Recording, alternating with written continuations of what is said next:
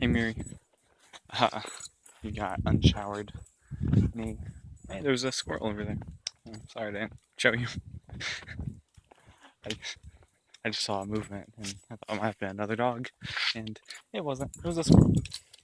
Um, so, speaking of that, did you know your eyes see about a maximum of 1080p, 60 frames per second ish, or like 50 frames, um, which is what Europe uses instead of what America and Asia uses.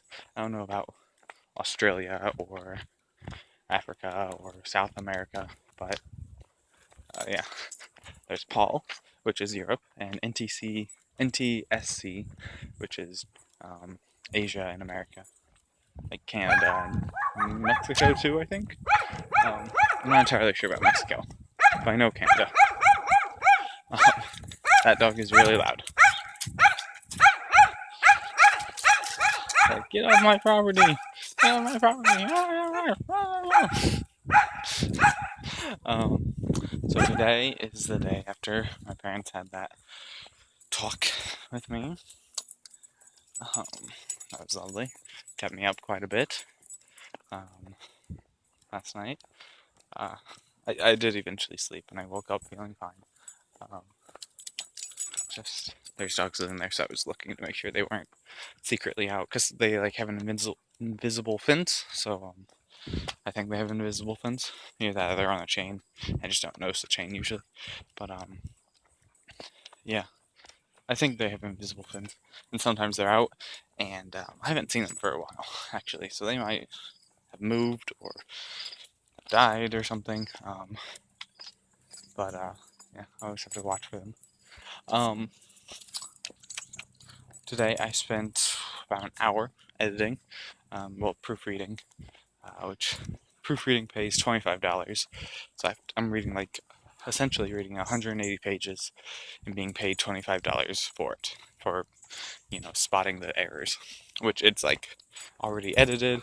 It's just like the minor last read through typos. Um, so it's slow going. I read probably about 10 pages an hour. Nah, that's too slow. Probably more like 20 pages an hour. So it's going to take me 9 hours. Fantastic. In 9 hours, I get paid $25. That's less than $3 an hour, which is like a third of the minimum wage. Um, but I mean, it's it's like it's not the main stuff. There's no royalties from that. It's just like you know, you've done the work. It's the stuff. Someone else has done the work. Someone else is getting paid the $50 plus the 20%, and you're just going through and making sure that they weren't so close to it that they missed a lot of like major things, and then other people go through it. I think there's like four proofreaders that go through. Like, I guess I'm the main one. I'm not entirely sure. And then the other people in the working for the company go through and they see what I picked um, out as like, here, this is a mistake.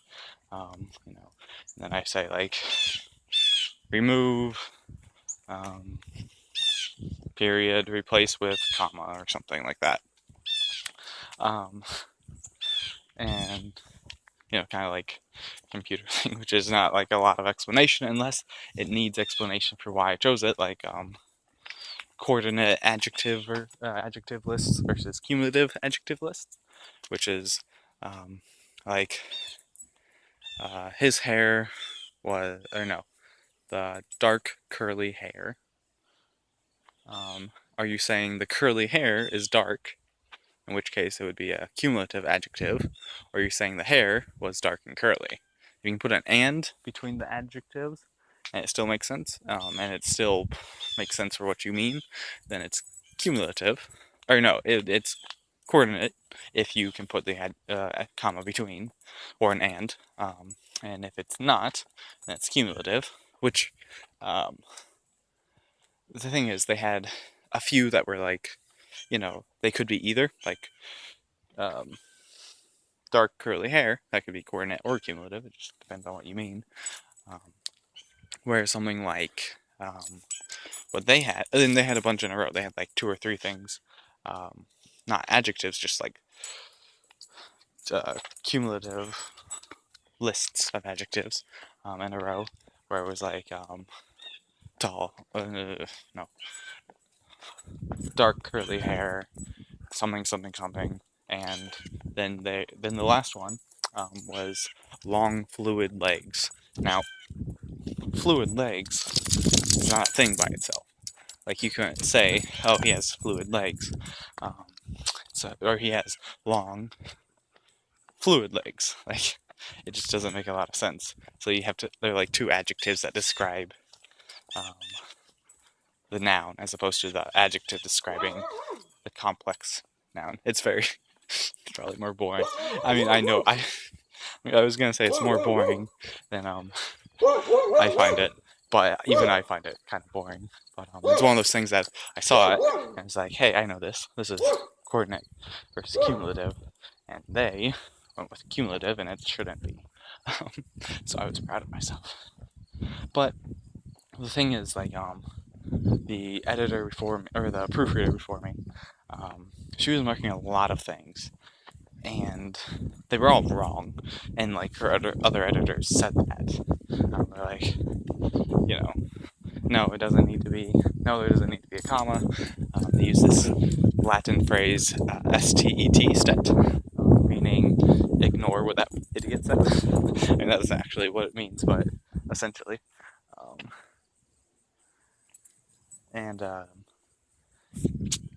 So I don't know if I'm marking enough, but I am marking like 1 every 5 pages, essentially. And I'm catching some, like, a lot of what, if I were editing this, it would be so much better. But I'm not editing it, so I have to kind of accept their creative voice, which is, like, it's supposed to be written in kind of a conversational English, but they put periods where you would put a comma, and you would get the same effect for a reader. Like, a comma is a short pause, and a period is a long pause, but they have a lot of periods instead of commas, and it's kind of like, you don't actually know the rules to grammar, do you? Or to punctuation, I guess, because there's a lot of, like, if you put a comma there, it wouldn't be a comma splice. It'd be, just, it'd be the same thing. It would just prevent the next sentence from being a fragment, and it would make it a subordinate clause, a dependent clause. And so, yeah, there's like a lot of things that I would fix, and they have so many prepositions that they don't need. Like, it's a very generic novel. It's a very generic mystery novel, and they like throw in a lot of clues that like a normal person would not think. I don't know if I should be saying this, since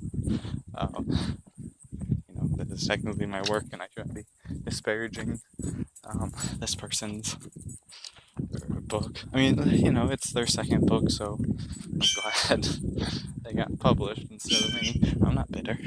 No, I'm kidding. I don't really care. But, it's something that I would not read because it is so generic and trite. Like, she's at a funeral and she's like, oh, maybe one of these people killed him. It's like, what? Why would you think that? I mean, you have no evidence for that. Like, they're creating this very contrived mystery, which, like, there's obviously a mystery there, but they're just constantly bringing it up to keep this, like, phony suspense. And it's, I don't know, it's laughable. But she's running through the woods. This is the point I was making about prepositions. And she's running through the woods, the main character, and like a car almost hits her, and she like dives into the woods or something. And she's the person wrote, the tree branches raked at my face. Now, if you add at, it implies that, one, the tree branches actually moved to do this. Like, they tried to do this, but they missed. I mean, if you rake at something, you're not getting it, you know? Like, yeah. It's just like, that's my intended target, but it also implies this sort of, it's my intended target. Did I hit it? Probably not. Like, I swung at the ball and miss.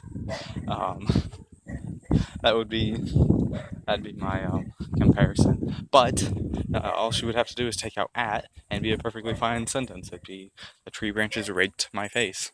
Saying the tree branches raked at me, it implies the tree branches are actually trying to move, and they weren't.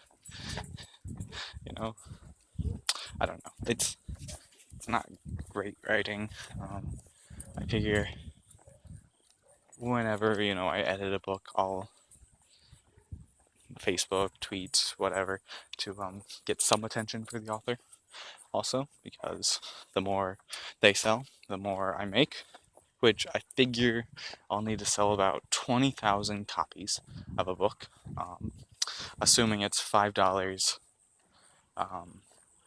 for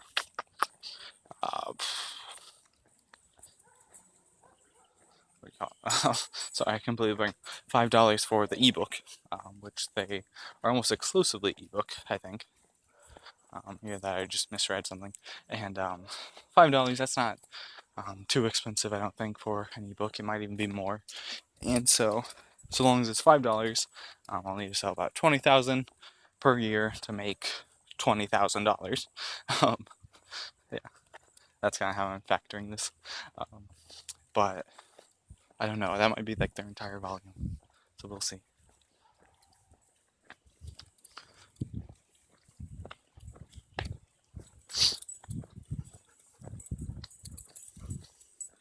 Come on, lady.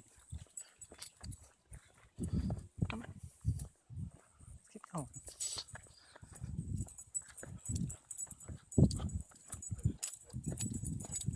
There's a person. So I got quiet. What was I saying? Yeah. So I don't know if 20,000 is doable. I don't know. Maybe I can be a marketing genius for the person. Which two of the stories that I read yesterday, I read 4, or I started to read 4, and one of them was very clearly like religious and old lady-ish. I was like, I'm not really into this. So I'll stop reading. I mean, I don't know if it's good or bad. I'm just gonna not bother with it. And 2 that I read, one was a thriller, and it kind of had the same problems as the one I'm proofreading right now, where it's very generic in how it sets things up, but it did it well. Like, it wasn't just contrived, it was just kind of forgettable, but it at least made sense, and in the moment it was very entertaining and had you like, because it was about this geologist, and I guess being a geologist is cutthroat. That part was a little contrived, but she was like out looking for mineral deposits like gold and silver and that kind of stuff, so that she could make it big. Which made me think she was like a gold miner or something, like Yosemite Sam. But it was like she was camping and she was in this very windy area, like very powerful. Very powerful winds, where it was like not hurricane force, but like that kind of strength, where they compared it to a freight train. I'm like, oh, I don't really believe that, but whatever. But it was like in Colorado in the mountains, where you just have a lot of gusts, powerful gusts that could very easily pick you up and throw you off the mountain. I don't think she was actually on the mountain. I think she was down.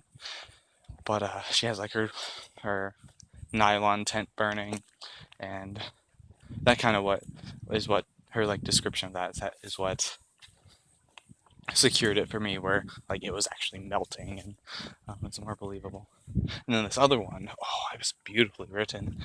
It was I I guess you would call it literary fiction. It was like a coming of age story about a girl from the mountains, so like a hillbilly, essentially, though not like stereotypically hillbilly, just rural country, all that. Um, which, if you've ever read Where the Fern Grows or saw the movie, it's kind of like that rural where they're not stupid or anything, they're just farmers, they're out in the middle of nowhere.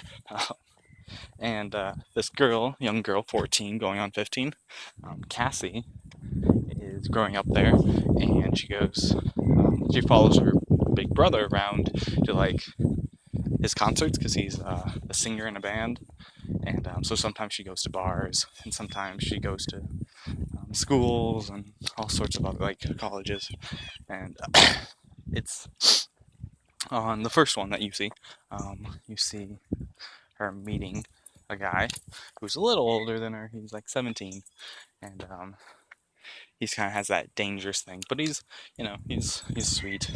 He just has that dangerous look, but he's also kind of awkward. And then there's some suspense with her cousin Rancy, who joined the military after rumors spread that he maybe have sexually assaulted a girl. It's hard to really say. And then, yeah, it's just like a sweet. I mean, it's not like the best story, but it's really well written. Where I would absolutely buy that. Based on the first chapter, which was like 24 pages, really long chapters. That's just full of description. Which in the beginning, I was like, there wasn't any reason for me to not give an opinion on it. It wasn't like, with the religious one, I abstained myself in the beginning because I'm like, okay, I'm biased. This stuff doesn't interest me, so I'm not going to find this story that good. But when I first started reading this other one, the contemporary fiction one, called Oreads, I think that's right. It's a Greek word, so I only very briefly looked up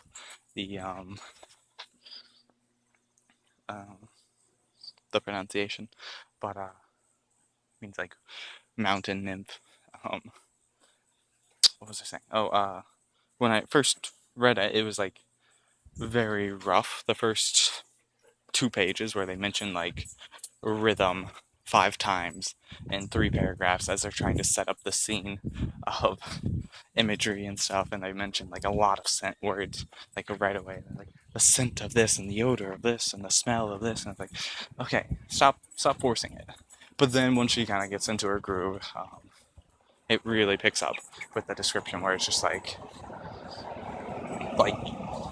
genuinely makes me a little jealous about how in depth some of the in depth without being stale. Like it kept it moving. The descriptions were, and yeah, very original, very well written. Once you got past those rough parts, which I mean, as an editor, I could edit out. Be like, no, get rid of this, and you're gonna be golden. It wouldn't be that easy, but there's some other things that need to be changed about it. Very well done, though. So I kind of hope I get to edit that. I mean, it'd be kind of weird to be like, no, I wouldn't be that weird. It's just like, it's definitely a book written for an audience that I don't really fit into that audience. Like, the audience is essentially, there was a little dragonfly on my, not dragonfly. Yeah, I guess it was a dragonfly on my phone. That's why I blew. But I wouldn't fit into the audience at all because the audience is essentially girls. Like, I wouldn't say it's young adult. I would say it's more like old enough to appreciate it. So like maybe 20s,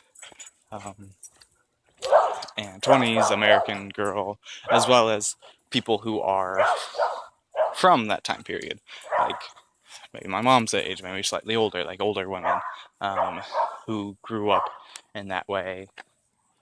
Not in that way because my parents weren't dirt farmers, but just grew up in that time where it's about hippies, and you see hippies, and everyone's kind of like, what are they doing hanging out in the parking lot? They're just listening to music.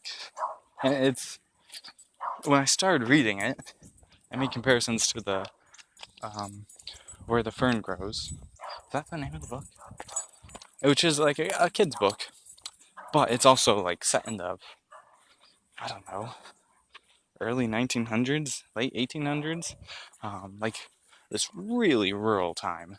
Um, and that's what it reminded me of. So, like, at first I was kind of thinking, you know, um, is this really the 1960s? But it it brought in the historical context that makes it the 1960s. Um, but yeah, it's interesting. I really like it. Um, the only thing I'm a little worried about is just how much time this will really take up. Because I mean, earlier I was saying, um, not earlier, but a few days ago when I was telling you about the job. Um, yeah, there's Lady. Uh, she's kind of tired. But when I was telling you about the job, I was uh, telling you that it might be a lot of work for very little reward. I mean, you can be editing this stuff, which editing takes a long time. So like 3,000 words an hour. Let's say I think this book is like 60,000 words, so it's gonna be 20 hours ish for $50. um, I mean that's even like 3,000 words is like the editing speed that I list on my resume, because that's like a pretty, not fast, but like respectable. It's a respectable editing speed. I think you usually should list 2,000 to 3,000 words, and I listed 3,000. Though realistically, I'm much slower, depending on how good it is versus also how much um, how many comments I have to make and how much I have to fix versus how many things I just have to like, take this out. Where when you have to fix something, you have to like come up with a suggestion, like, oh, we should change this trait phrasing into something more standard, like da da da da. Okay, um, yeah, and it has to be like good writing too. It can't just be like, oh, here's a suggestion. Yeah, it has to be like a proper suggestion. Otherwise, they're going, no, this is worse than trite phrasing. It's bad writing. Bad writing is worse than stale writing, I guess. Um, reading through some of the manuscripts, like the one I flat out said no to, was written by a guy. It was called Yellowhammer, which was, I guess, the name of his curveball in high school. Like, your pitch in baseball. You have the fastball, the curveball, the slider, sinker, all sorts of weird things. And he nicknamed one of his the Yellow Hammer. I don't know why. I didn't get that far. But reading it, it was just bad, you know. And the thing is, like, I don't know. It just depressed me. Because even though everyone kind of agreed, like we have forums that we have to post in, where we say, where after we read a sample, we say, oh yeah, let's request more. Yeah, I say we pass on it. Um, and the two people in there, other than me, said we should pass. I was like, yeah, I'm right with you. So yeah, but so I mean, it's not something that got picked up. But it's like, really, people are writing this and expecting it to get published when what I'm writing is so great. But then it's like, well, it's great to me, and it's great to no offense, you who are biased, who is biased, sorry. Um, uh, but maybe there are things I need to tighten up um, when writing, and it just has me a little neurotic, worried, Diffident. That's one of those words that I like, and I kind of like it for the wrong reasons. I like it because most people don't know that it means unconfident, non-confident, not confident, because there is no unconfident or incompetent. It's diffident. And I like it because I like the word because of its meaning, and it applies very, very often to my life. Holy shit. Okay, no, I don't know if you can see that. You can't tell, but there's like a little stick just like pointing up. It's like a branch and it has almost no leaves on it. And at the top, there was a little thing that was round and kind of bushy, like it looked like a nest. I was like, is a bird seriously making a nest up there? Because that's just like a dead branch, but it was actually some leaves at the tip, and that hadn't died off yet. Yeah, I like diffident because it applies very often to my life. Come on, lady. Let's go. Let's go home. She's been very good on this walk. I've been taking her for a walk for about a week, which makes me feel bad. But it's been raining and my parents have been home, which my parents have been gone the past 2 days, luckily, like during the work day, so I can actually work, actually write. Unfortunately, I have to get this stuff done, so I can't write as quickly. Is that a wasp's nest? I hope not. Okay, sorry, we're home. Oh, we have mosquito eggs in our pond. You can't see it. I mean, if I showed you, you couldn't see it because they're just like little. I don't know if you know what mosquito eggs look like. They're like little stubs that are like, I don't know, it'd probably take 10 of them to take up my fingernail. So they're really small, but they might not be eggs. They might be larvae. I don't know. I don't know what larvae look like. So that might be the larvae instead of the eggs. Yeah, it's gross. Okay, we're home. We walked for 40 minutes. I had to delete a lot of apps because my videos have taken up my phone space, and so we were walking for 10 minutes while I was doing that, and I'm really itchy now. I think I haven't been drinking enough water today. Yeah, I get itchy when I don't drink a lot of water and then exercise. Love you. Bye.